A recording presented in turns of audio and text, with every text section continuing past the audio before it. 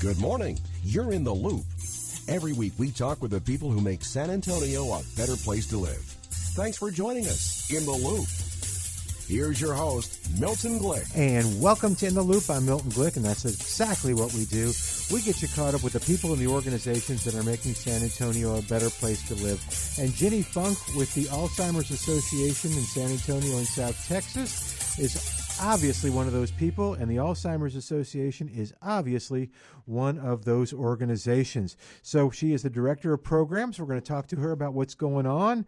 She's always learning new information, and she's always got great things to tell us about. So, Ginny, hey, how are you doing?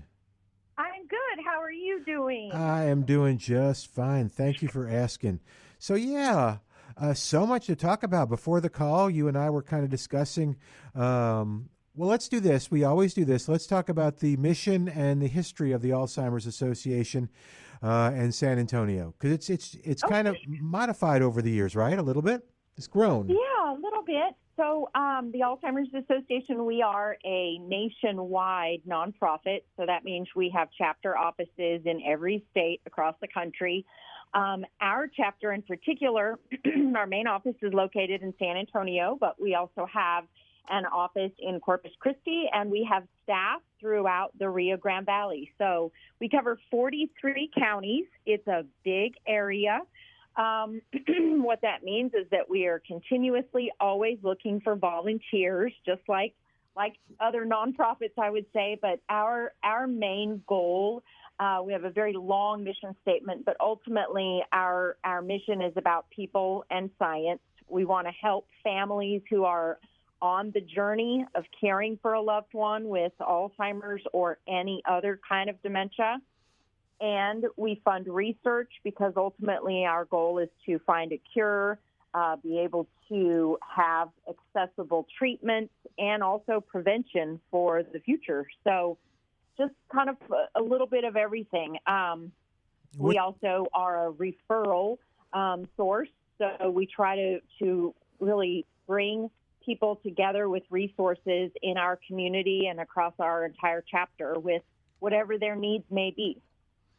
What would a volunteer do? So what are some things that if we have somebody listening and they said, oh, you know what, I like the Alzheimer's. Oh, there's a volunteer opportunity. Well, okay, so what does that look like? And so I'm asking you, what does that look like? Sure, absolutely. So it depends on what they're most interested in, but we've kind of got some different areas. We have the care and support kind of side of what we do, and those are volunteers that go through some training and actually help us by raising awareness out in the community by doing, really, they're called awareness champions, where they can spend anywhere from 5 minutes to 20 minutes sharing information about these are the warning signs of dementia. If you are concerned, here's what you need to put on your to-do list and get done. Are you aware of the association and all the resources that we can help with? So awareness-raising volunteers. We have volunteers that help us with, we've got, more than 12 different classes that we offer in English and Spanish, and we always need volunteers to actually go out into the community and present our, classes on behaviors and communication and healthy living for your brain and body, all those different classes.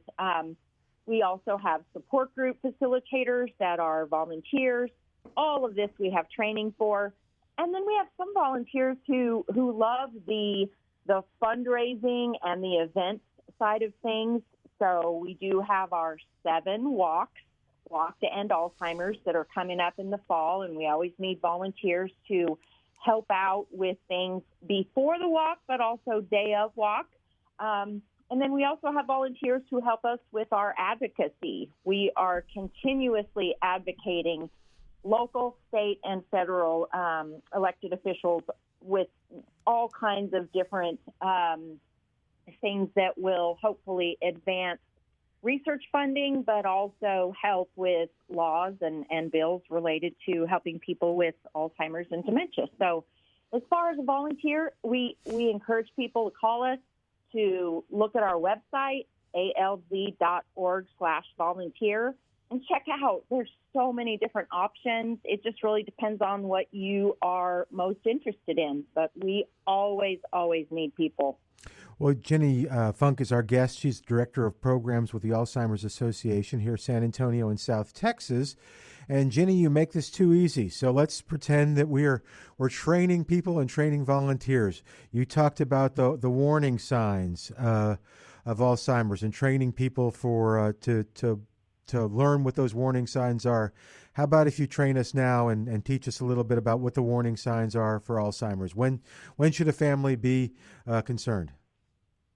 Absolutely. So we know that individuals, especially as we are all aging, we do go through some shall we say normal changes in the brain, normal forgetfulness. But actual warning signs are going to be things like memory loss that disrupts daily living. That means it's serious. It is, I am becoming dependent upon others to answer questions because I don't have it in my memory to be able to, one, understand what they're saying, and two, answer the question. You start to notice things like challenges in planning, solving problems, difficulty completing familiar tasks. So walking into the restroom and watching someone, maybe they're putting toothpaste on a hairbrush. They're not following the normal steps of all those little things that we do all day long, normal daily familiar tasks. And you watch someone where they're out of sync. They're not able to complete those things. Things like confusion with time or place. All of us forget, what day is it? What's going on? What, all those things.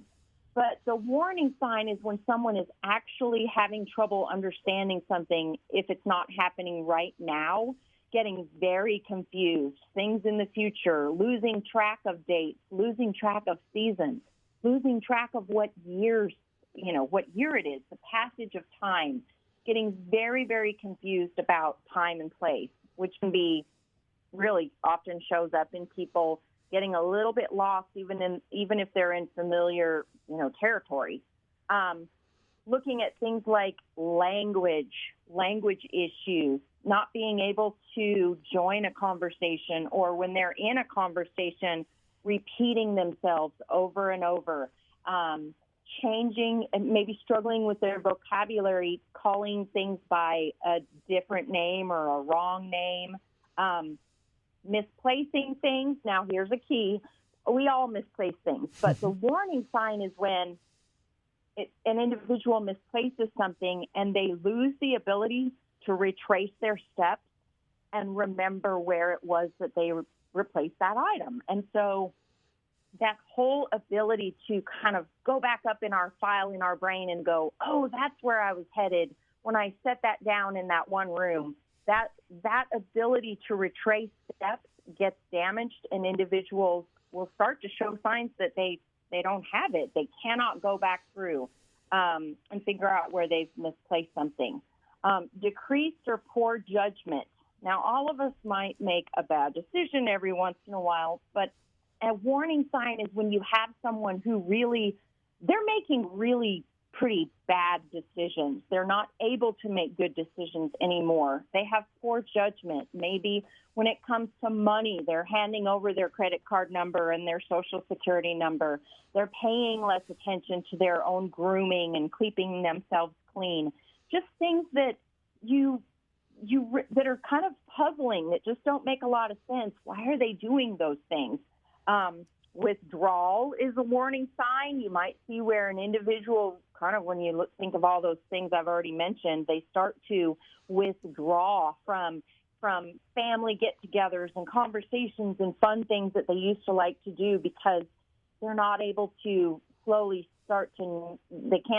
it's hard to do the things they used to love being able to do, so they just kind of start to withdraw. And then you might see some changes in mood and personality. Now, that doesn't happen with everyone, but generally a warning sign is when you have someone who just becomes really confused, or maybe they're starting to become suspicious and they've never been like that before, or they are fearful or anxious. you can see where an individual just becomes anxious over the littlest of things, and maybe they have this big explosion of being upset, and you're kind of going, wait a minute, why are they so irritable? Why are they so upset when that was such a minor thing? So all of these things we do a class on where we can go through and really give more specific examples. They're also on our website, and the most important thing is to know that Alzheimer's and other forms of dementia are not normal parts of aging. So if you start to notice these things, don't blow them off. They might be caused by something that is treatable and reversible, unlike Alzheimer's dementia. So it's really important not to just kind of chalk these things up to, oh, they're just getting older. That doesn't help, especially if there truly is something that's happening that's not okay. Thank you for giving all that information, which was great, but it brings so many different questions. So the website, tell me if I've got this right, that you talked about is alz.org / San Antonio, or they just go to the alz.org. Either one. Okay. Either one, yeah. So let me ask you this now. How often is it, I'm trying to figure out how to phrase this, how likely is it that if an individual is seeing these things in themselves that they'll get help, or is it really the caregiver that sees this and they're the ones that have to now figure out how to get help? Right. More cases than not, an individual in early stages, they'll share with us. They'll say, I know something's wrong. I just don't know what it is. I don't know what's wrong with my memory. I don't know what's wrong with me. I keep having these weird things that happen, or I'm getting turned around, and so oftentimes they may know, but out of fear, out of maybe their own denial, and that includes fear, they may not say anything. So usually it's family and friends and people around an individual that will kind of start to notice these things and might even say, hey, I'm just a little concerned. I noticed that it took 2 hours for you to get home from a routine appointment and you're not able to tell me where you went. That I'm just a little concerned. Our recommendation is call the association, talk with us through that so that you kind of can form a plan on how do you bring that up to someone if you're concerned about them. And if an individual's in early stages, sometimes they'll say, I'm concerned too. I'm scared and I don't know what to do about it. Or what happens too often is an individual may already reach that point where they don't know that they don't know. Oh. And so they may argue and very much say, there's nothing wrong with me. There's something wrong with the rest of my family, but I'm fine. There's nothing wrong with me. And they may actually, because of any of these dementia symptoms, not necessarily realize and understand what's been going on. So it all depends on where they are in the process and also what's causing the symptoms, because, again, Alzheimer's might be the disease that causes the most dementia symptoms, but there are over 100 things out there that cause dementia symptoms. So it's really important to seek professional, i.e. medical assistance with finding out what's the cause of these symptoms. Is it something like depression, for example, that we could really try to treat and try to help? Or is it a urinary tract infection that can cause someone to have these symptoms, but that's considered treatable and reversible dementia symptoms? So absolutely, that's such a great question that you asked as far as who's going to notice. A lot of times it's going to be the individual, but they may be very concerned about bringing it up. And so the thing that makes all of this so important is that now there are actual treatments and things for individuals, but they're for people in early stages. And typically with Alzheimer's and, say, vascular dementia, Lewy body dementia, a lot of times the diagnosis isn't made until further along in the progression of the disease. And by then, you're getting to the point where you might not benefit from these things. So I understand being on this personal journey myself, that you can kind of put things off and think, oh no, this can't be happening. Let's not, I don't want to deal with this. Let's not face it.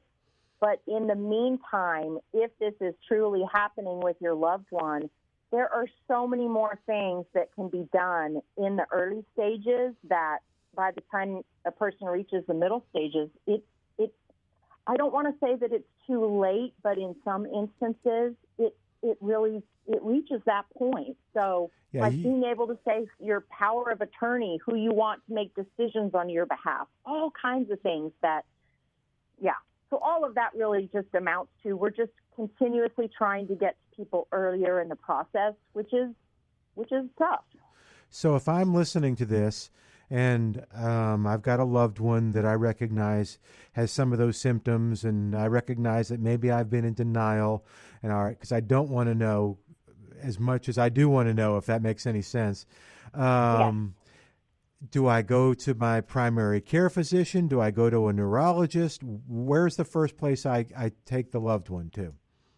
Yes and yes. Okay. Our first thing would be, our recommendation would be, call the Alzheimer's Association, because we're going to listen to what you've been going through and then help you make a plan on what to do and where to go next. Nice. And we have helpline staff that are available 24 hours a day. And generally, yes, they're going to say, write things down that you're noticing that are out of the usual for your loved one. And going to your primary care doctor, sometimes you do have to have a referral from them in order to get to a neurologist or a geriatrician to be able to make an accurate diagnosis. But, because Alzheimer's and other dementias they're just so prevalent, there are primary care physicians who can make an accurate diagnosis as well. So, but our recommendation is, call us so that we can talk through this with you and try to help you with a plan. And our helpline number is 1-800-272-3900. So it's 800-272-3900, and we will post that on our website and under the In the Loop page. And we also, you call me, I'm Milton. I'll be happy to get you the number or the website if you didn't get it as well. Our guest today, Ginny Funk, Director of Programs with the Alzheimer's Association here in San Antonio and South Texas.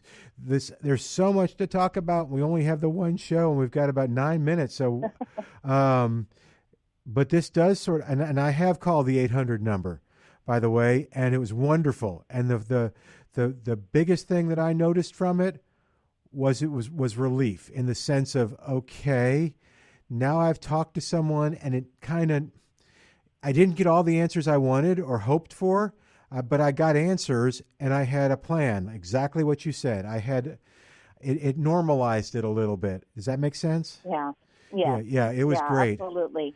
800-272-3900. If you're worried about this will help you to talk with someone who can get you back on track and help you to figure out what's next. Kind of take that off your plate and give you a plan, give you something positive. But speaking of caregivers, I want to make sure we hit on this. So August 23rd is your Caregiver Summit, Yes, this is our annual caregiver conference. That we're doing, and we're excited as usual to be partnered with UT Health and San Antonio, the Glenn Biggs Institute. We are going to be having the event at the UT Health main campus on Floyd Curl, as well as we added a second in-person location, and it's called Last Chance Ministries. At Last Chance Ministries, we are going to have all the presenters will be at the main campus at UT Health, but we work with Senior Planet Oaks. They're phenomenal. They're going to stream in the speakers so that that's people great. could have the opportunity to attend there. And also it's on Zoom. It includes free CEUs for nurses and social workers. It's for caregivers. It's for people who may start to be caregivers, or maybe you're further into this process. We will have a lot of resources in the room next door, all kinds of exhibitors, and breakfast, lunch. It's just a very full day of education, support. And we do this every year, so we're really looking forward to it. And that's on the website. I'm looking at it right now. It says Better Together. And so that's alz.org/San Antonio. Also on the website is the Walk to End Alzheimer's. That's coming up if you want to support the organization. How does that all work?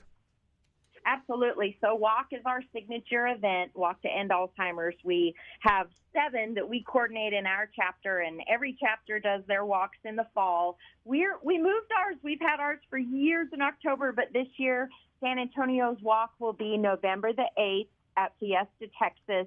We cannot more highly encourage people to come out and join us that morning. It's a beautiful. We go through a beautiful ceremony. There will be tons and tons of resources there. We get to walk through Fiesta, Texas. You don't have to walk. You can stay right near the stage and the music and the food and all the fun stuff. But it's our largest fundraiser. It funds research to find a cure.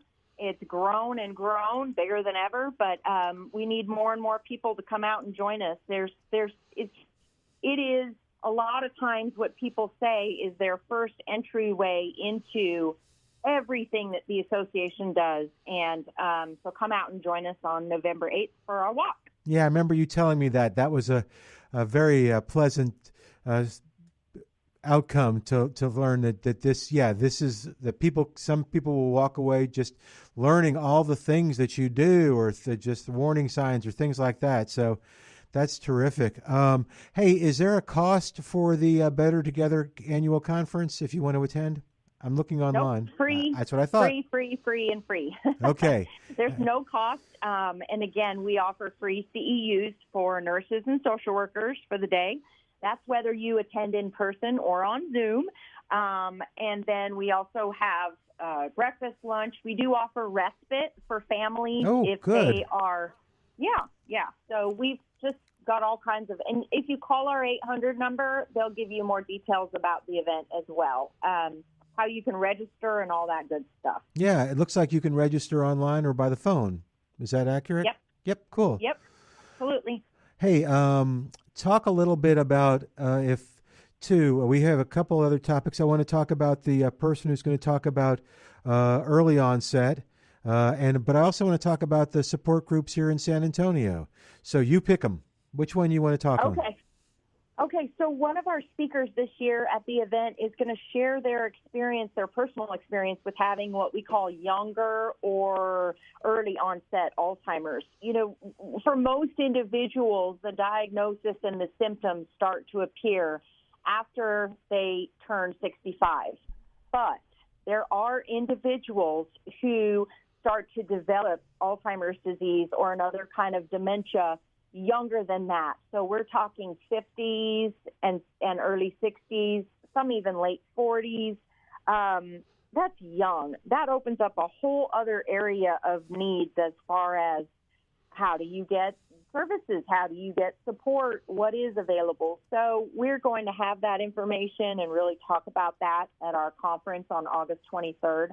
But one thing we always highly recommend for families is that they get into a support group. We have support groups in person as well as on Zoom. If you have a phone, you can join on just by dialing in and talking on the phone.